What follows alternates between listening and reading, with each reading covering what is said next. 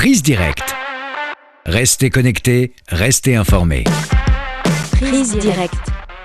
Restez connectés, restez informés.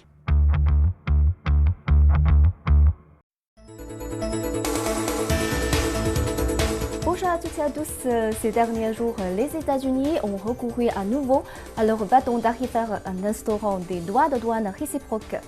Cette nouvelle guerre commerciale et tarifaire plonge l'économie mondiale dans de fortes incertitudes, suscitant de vives critiques tant au sein des États-Unis qu'au niveau international. En réaction avec cette politique unilatérale des pays dont la Chine ont pris des contre-mesures, la partie chinoise réaffirme sa détermination à œuvrer en synergie avec la communauté internationale pour contrecarrer les pratiques hégémoniques unilatérales, sauvegarder ses intérêts légitimes et préserver l'équité internationale. Parallèlement, la Chine renforce son attractivité pour les investisseurs étrangers avec une croissance de 5,4% sur un an au premier trimestre. Une performance qui se classe parmi les meilleures des principales économies mondiales. Quels impacts l'imposition abusive de tarifs douaniers par les États-Unis aura-t-elle sur l'économie et le commerce internationaux? Quand le bâton tarifaire se heurte à la coopération multilatérale, l'économie mondiale va-t-elle vers une impasse perdant-perdant ou un scénario gagnant-gagnant? En quoi la croissance chinoise et son ouverture de haut niveau impulseront-elles une nouvelle dynamique au développement mondial? Pour en parler, j'ai le plaisir de recevoir sur notre plateau Madame Yu Jia, directrice du département de développement international et de coopération à l'Institut de la nouvelle économie structurelle de l'Université de Beijing. Bonjour. Bonjour. Et par visioconférence, Monsieur Arnaud Bertrand, entrepreneur français et analyste géopolitique. Bonjour. Bonjour. Bienvenue à tous. Ma première question s'adresse à Madame Yu Jia. Début avril, le président américain Donald Trump a signé 2 décrets exécutifs concernant les soi-disant droits de douane réciproques, imposant un tarif de base minimal de 10% à tous les partenaires commerciaux des États-Unis, ainsi que des taux plus élevés pour certains d'entre eux. Les États-Unis ont imposé ensuite des tarifs douaniers de manière abusive à leurs partenaires commerciaux, tout en contraignant ces derniers à engager des négociations avec eux sur ces droits de douane réciproques. Madame Yu Jia, quelle est la logique fondamentale du soi-disant concept de droits de douane réciproques? Selon vous, quel impact cette approche américaine a-t-elle déjà eu et aurait-elle sur le commerce international et l'économie mondiale? Je pense qu'en réalité, les droits de douane réciproques de Trump, en fait, c'est une escalade de l'hégémonie unilatérale américaine. Leur stratégie ou bien leur logique, s'il y en a, repose sur l'arrogance de l'Amérique d'abord, mais pas sur une réelle équité commerciale. Et en fait, c'est comme des stratégies ou bien c'est une violation du système ou bien du règles du commerce international qui oblige les autres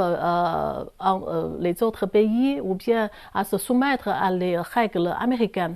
Et aussi, l'objectif, c'est très clair, c'est d'affaiblir la compétitivité économique des autres pays. Et si cette politique persiste, elle risque de faire effondrer le système du commerce international, et c'est-à-dire ça va nous ramener à une loi de la jungle économique. Et je vais citer ici quelques données d'après la Banque mondiale. Et d'après la Banque mondiale, une guerre tarifaire d'1 an réduirait en fait le commerce mondial de 12% et augmenterait les coûts de production de 23% et ralentirait la croissance mondiale de 1,5 point de PIB. Donc, ce n'est pas une question économique, c'est une politique stratégique qui cible particulièrement la Chine. Par exemple, les tarifs imposés pour la Chine sont beaucoup plus élevés que les autres pays. Et j'ajoute ici que ces politiques qui nuisent aux autres, mais pas favorisées aux Américains. On a vu une crise sur le marché financier, par exemple, juste après l'annonce de tarifs de Trump, le Nasdaq a chuté 12%. pendant une seule journée, et c'est aussi encore pire que l'année 2008. Et on a vu le prix à la hausse pour des consommateurs américains. Donc, en résumé, la politique de Trump, c'est une politique perdant-perdant qui menace l'économie mondiale, y compris celle des États-Unis. Okay, Madame Yu Jia, merci pour votre analyse sur l'essence des droits de douane réciproques.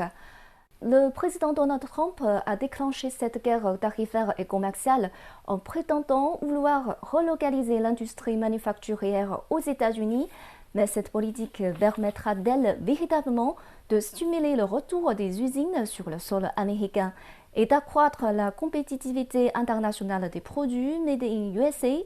Monsieur Zhao Yongshen, chercheur à l'Académie de l'économie ouverte de Chine, à l'Université de commerce international et d'économie de Chine, a livré ses analyses à propos de ce sujet dans une interview exclusive accordée à CGTN français. Écoutons son décryptage. D'abord, le retour de la manufacture, c'est un sujet qui est déjà classique, hein, entre guillemets, essayé et expérimenté par plusieurs présidents américains. Hein. C'est pas la première fois utilisé dans l'histoire américaine. Alors ça a duré au moins déjà 20 ans. Hein. Le résultat est là. Le retour de la manufacture n'est pas impossible. Hein. Il faut admettre le fait. C'est toujours possible. Mais, toujours avec un mais, ça coûte trop cher. Hein. Personnellement, je pense que ça coûte trop cher pour les Américains. D'une part, je vous donne un exemple du géant Apple qui veut investir aux États-Unis 500 milliards de US dollars dans les années à venir. Alors, vous pouvez deviner combien d'emplois vont être créés. Seulement 25 000 emplois. Alors là, vous pouvez voir que ça ne vaut pas le coup, bien sûr. Hein. Ça, c'est ma première question. Ma deuxième question, c'est est-ce que les ouvriers américains sont prêts, les ouvriers d'aujourd'hui, les Américains, sont prêts d'accepter un bas salaire? Absolument non. Hein. Ma troisième question est où est le réseau des chaînes de valeur, les chaînes d'approvisionnement sur le sol américain? En Chine, les chaînes de valeur sont parfaites, les chaînes sont partout, sont en micro-réseau, en micro-circulation, innombrables. Vous voyez, ça c'est déjà bien établi. Hein. Alors aux États-Unis, il faut refaire, ça, bien sûr c'est toujours possible, mais ça coûte très très cher et ça prend beaucoup d'années. Ce n'est pas 1 an, 2 ans, même 10 ans, même 15 ans, même 20 ans, hein, vous savez.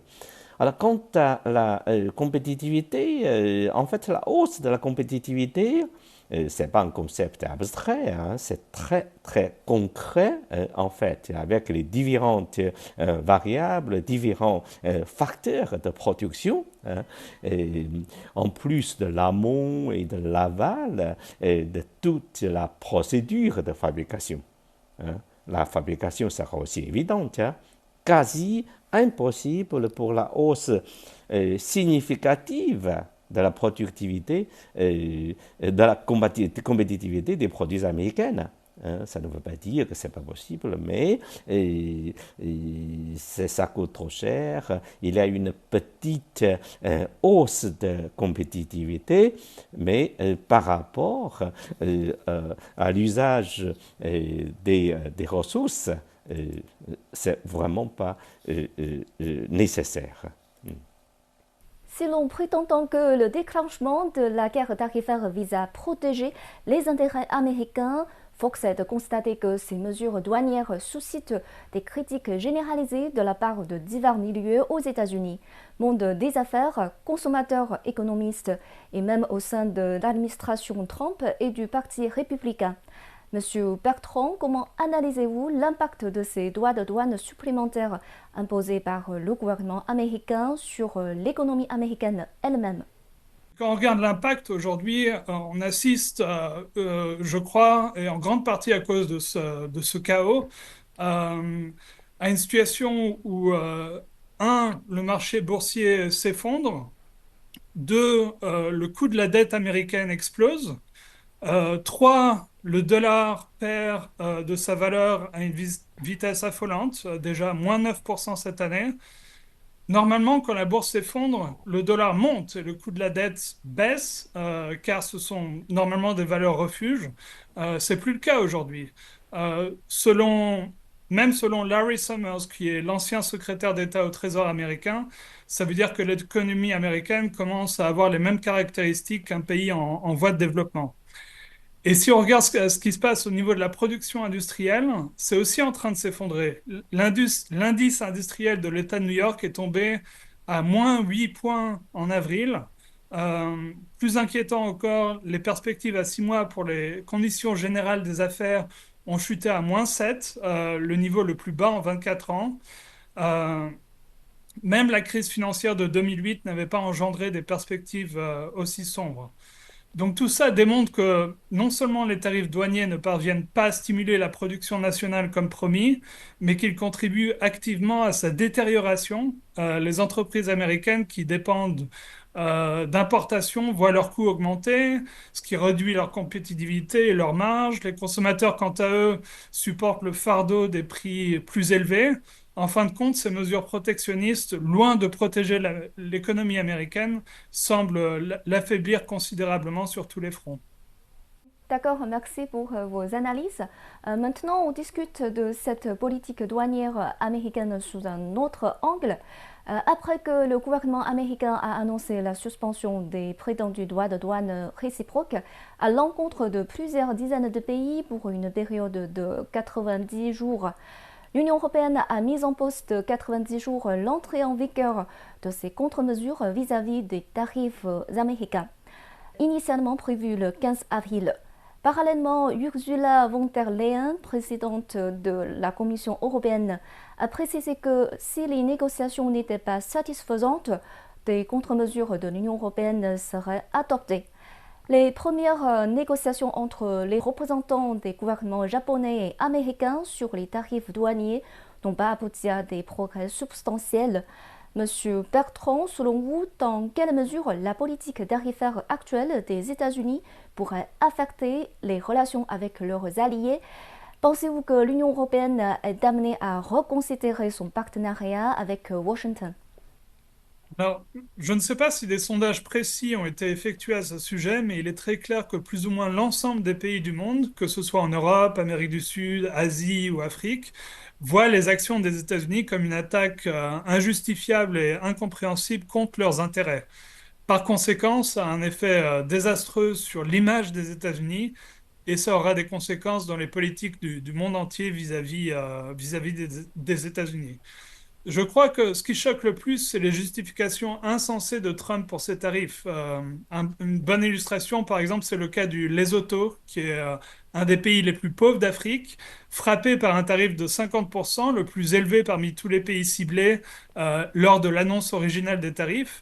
Pourquoi? Parce que tout simplement, le Lesotho exporte plus aux États-Unis qu'il n'importe, étant un pays pauvre qui n'a tout simplement pas les moyens d'acheter des produits américains. 56% des habitants du Lesotho vivent avec moins de 3,65 $ par jour. C'est fondamentalement injuste de punir un pays pour cela. Donc oui, à terme, je pense que cette approche américaine risque de provoquer une reconfiguration profonde des relations internationales. Les pays cherchent désormais à réduire leur dépendance vis-à-vis des États-Unis, à diversifier leurs partenariats commerciaux et construire des coalitions alternatives. Cette politique qui renverse des décennies d'approches américaines fondées sur le libre-échange et les partenariats mutuellement bénéfiques pourrait bien marquer le début d'un nouvel ordre économique mondial. Ok, merci Monsieur Bertrand.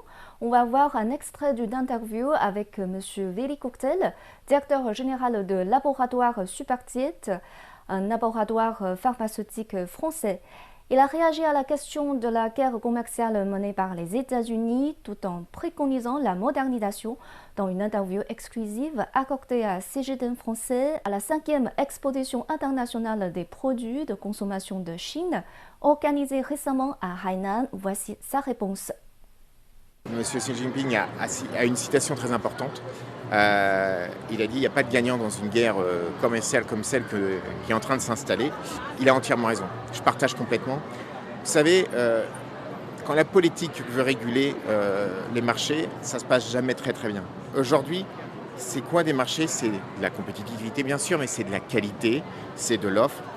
Et simplement, c'est avec des compétiteurs qu'on s'enrichit et qu'on progresse. Aujourd'hui, la situation qu'on vit, elle n'est pas saine, elle n'est pas saine, elle n'est pas stable non plus. On a vu des gros allers-retours avec le Canada, on voit des allers-retours avec l'Europe. Avec la Chine, c'est différent. Moi, si j'ai un message, c'est vraiment, je pense qu'il est important de négocier. Je pense que l'heure est à la négociation. On ne peut pas se priver de la Chine. On n'est plus dans les années 70-80 avec un acteur qui était le number one, les USA. C'est fini. On est en mondialisation. C'est la mondialisation, c'est l'Europe, il ne faut pas oublier l'Europe, c'est la Chine, c'est la Russie, c'est les États-Unis, c'est aussi des nouveaux continents qui arrivent comme l'Inde, comme l'Afrique.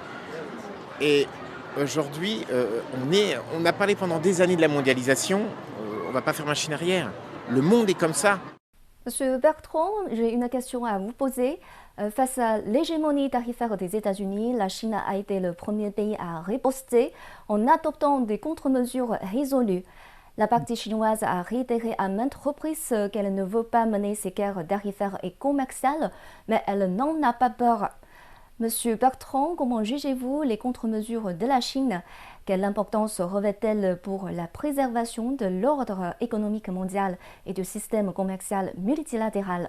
Alors, je pense que les contre-mesures de la Chine face aux tarifs américains représentent en fait bien plus qu'une simple riposte commerciale. Elles sont aussi un rempart contre l'érosion du multilatéralisme et de la souveraineté nationale. La position ferme de la Chine établit un précédent qui permet à d'autres pays, d'autres nations, de résister également aux pressions unilatérales américaines. Si la Chine cédait, nous assisterions probablement à une transformation radicale du paysage géopolitique. Les nations plus petites que la Chine capituleraient aussi par crainte, validant l'unilatéralisme américain comme méthode efficace de politique étrangère. Et ça aurait des effets désastreux sur le multilatéralisme et le concept même de souveraineté, parce que Washington aurait démontré qu'il peut, du jour au lendemain, dicter ses conditions, même aux grandes puissances. Nous entrerions alors dans un monde où la règle du plus fort prévaudrait sur le droit international, où les institutions multilatérales seraient réduites à de simples façades, et où l'indépendance économique des nations serait fondamentalement compromise. C'est pourquoi on peut vraiment affirmer, je pense, que la résistance chinoise, au-delà de ses intérêts propres, constitue objectivement aujourd'hui le principal rempart contre un ordre mondial purement prédateur. Donc, selon vous, c'est une geste importante de défendre le multilatéralisme dans un sens plus général? Absolument, c'est pas qu'une guerre commerciale, c'est une guerre sur des principes importants comme le multilatéralisme, la souveraineté, le fait qu'un pays aussi puissant qu'il soit, comme les États-Unis, ne peut pas décider du jour au lendemain de faire une guerre commerciale au monde entier pour simplement ses propres intérêts, en mettant des sanctions littéralement sur chaque pays du monde. Pour dicter des termes qui sont contre leurs intérêts. C'est ces principes-là que la Chine défend pour tout le monde, en fait, pour le monde entier, en résistant contre les États-Unis. Monsieur Bertrand, merci d'avoir partagé votre point de vue. Madame Yu-Jia, selon vous, en quoi se fonde la résilience et la vitalité de l'économie chinoise et de son commerce extérieur pour faire face à l'impact des droits de douane supplémentaires imposés par les États-Unis et aussi à l'instabilité de la conjoncture économique mondiale?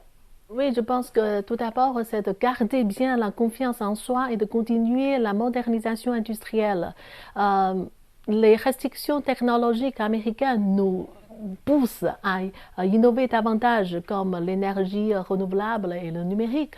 Et donc, par exemple, à la foire de Guangdong récemment, on peut voir que les robots intelligents et les autres produits de high-tech ça ont attiré beaucoup d'acheteurs du monde entier. Et c'est-à-dire que les produits de haut niveau fabriqués en Chine restent toujours incontournables. Et deuxième point clé, je pense que c'est la diversification des marchés. Et la diversification des marchés, c'est tout d'abord chez nous, sur le marché chinoise. C'est comme un stabilisateur économique. Les chiffres du premier trimestre en cette année montrent une chose, c'est-à-dire malgré un contexte international compliqué et malgré la tension commerciale et les taxes américaines, mais l'économie chinoise se porte très bien. Par exemple, les chiffres, on a avec une croissance du PIB à 5,4% sur un an et c'est déjà au-dessus de notre objectif de 5%. Et l'économie numérique pèse environ 10% du PIB. Et ça montre que des nouvelles forces productives deviennent un vrai moteur du développement. D'un autre part, l'Asie et les pays voisins sont aussi très importants. Donc, en conclusion, malgré les défis, mais aujourd'hui, l'économie chinoise, on reste toujours solide et résiliente. Et c'est la certitude, ou bien c'est la stabilité qu'offre la Chine au monde en face des incertitudes amenées par les États-Unis. Merci, Madame Yu Jia. À ce propos, je voudrais aussi poser une question à Monsieur Bertrand. Nous observons que malgré l'agitation liée aux droits de douane réciproques, de nombreuses entreprises et institutions étrangères continuent d'exprimer leur confiance à la Chine en y renforçant leurs investissements. Par exemple, lors de l'exposition internationale des produits de consommation de Chine de cette année que nous avons indiqué précédemment, beaucoup d'entreprises étrangères participantes ont réaffirmé leur optimisme au marché chinois. Et ce même mois, un géant allemand de l'industrie chimique a annoncé un investissement d'environ 70 millions de dollars pour agrandir son usine située à Shanghai. Monsieur Bertrand, comment interprétez-vous la confiance persistante des investisseurs étrangers dans l'économie et le marché chinois?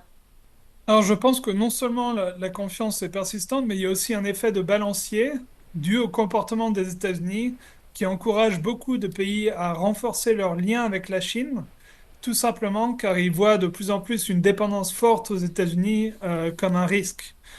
Quelques pays le disent même directement, comme par exemple le Brésil, qui a déclaré par la voix d'un diplomate de haut rang cité par Reuters que suite aux tarifs douaniers, la relation avec les États-Unis comporte un niveau de risque élevé et que le Brésil doit donc adopter une politique de réduction des risques, ce qui signifie pour le Brésil chercher des alternatives, et la Chine en est une. Un autre exemple est le Japon. Malgré la pression pour obtenir un allègement permanent des tarifs par Trump, les responsables japonais affirment clairement que Tokyo ne veut pas réduire ses interactions économiques avec la Chine, qui est son plus grand partenaire commercial. Ce phénomène se manifeste dans de nombreux pays. Trump a essentiellement démontré que plus on est exposé aux États-Unis, plus on souffre de ces décisions unilatérales et imprévisibles. Donc la conclusion logique pour les pays et entreprises qui se voient trop exposés à ce risque est de se prémunir contre celui-ci en diversifiant leurs partenariats économiques, ce qui explique la persistance et même le renforcement des investissements étrangers en Chine. En contraste avec l'hégémonie tarifaire du gouvernement américain, la Chine accorde depuis le 1er décembre dernier le traitement de tarifs douaniers zéro à l'ensemble des produits exportés vers la Chine par les pays les moins avancés ayant établi des relations diplomatiques avec elle, dont 33 pays africains. Madame Yu Jia, pourriez-vous illustrer par des exemples les mesures prises par la Chine pour élargir son ouverture de haut niveau, notamment en matière de défense du système commercial multilatéral et de stabilisation des chaînes d'approvisionnement mondiales, et quels en sont les résultats? Face à l'unilatéralisme, au protectionnisme et à l'hégémonisme des États-Unis, Comment, selon vous, la Chine pourrait-elle renforcer sa coopération avec d'autres pays pour défendre ensemble le libre-échange? Oui, je pense que tout d'abord, la Chine doit renforcer la coopération multilatérale. Nous pouvons unir les pays en voie de développement pour défendre le système ou bien les règles du commerce international. Et en même temps, la Chine maintenant participe activement à l'accord de RCEP. Et aujourd'hui, on a déjà signé 22 accords de libre-échange avec 29 pays, couvrant environ un tiers de notre commerce extérieur. Et deuxièmement, la Chine intensifie son ouverture au niveau institutionnel. Prenons un exemple concret. Le gouvernement de Chine vient de publier un plan de travail pour accélérer l'élargissement de l'ouverture du secteur de services en ajoutant 9 nouvelles villes pilotes comme Dalian et Shenzhen. Et parmi ces mesures, il y a notamment la suppression des restrictions sur la participation étrangère dans les secteurs Internet.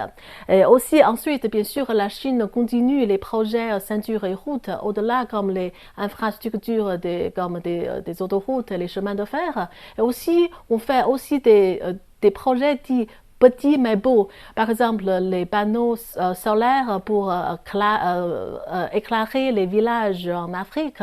Et grâce aux technologies numériques et à l'intelligence artificielle, la Chine peut promouvoir beaucoup ou bien davantage l'industrialisation pour les pays en voie de développement et surtout en Afrique.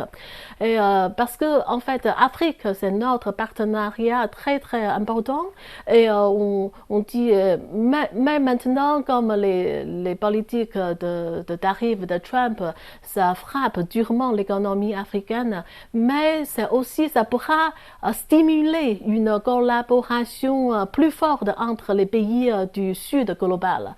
Et la Chine, par exemple, comme vous avez mentionné, aujourd'hui, la Chine offre un traitement tarifaire zéro pour 100% produits à 33 pays africains et ça donne une très bonne opportunité pour l'investissement et surtout l'investissement chinois en Afrique. Donc j'espère de voir plus d'entreprises chinoises s'implanter en Afrique et surtout dans le domaine comme l'énergie renouvelable et le numérique. D'accord. En guise de conclusion, qu'est-ce que vous voulez dire, Monsieur Bertrand? J'espère que la Chine continuera à résister et à défendre les principes parce que, il y a beaucoup plus que des simples tarifs derrière tout ça. C'est tous les principes de l'ordre mondial qui sont remis en question et la Chine joue un rôle très important. Monsieur Bertrand et Madame Yu Jia, merci d'avoir partagé vos points de vue sur des questions autour des tarifs douaniers et de la coopération multilatérale. Merci d'avoir participé à notre table ronde. Et chers amis, merci d'avoir suivi notre émission.